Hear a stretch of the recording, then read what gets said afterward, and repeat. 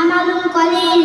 আলহামদুলিল্লাহ, সমস্ত প্রশংসা মহান আল্লাহ তাআলার জন্য, যিনি আমাদেরকে ইলমে দ্বীন শিক্ষা করার জন্য নবীর বাগান নিয়ে আসছেন।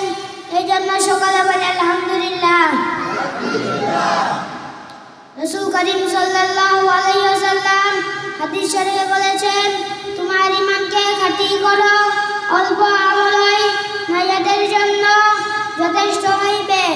আল্লাহ তাআলা আমাদের সকলের ঈমানকে খাঁটি করার তৌফিক দান করুক। আমিন। আসসালামু আলাইকুম ওয়া রাহমাতুল্লাহি ওয়া বারাকাতুহু।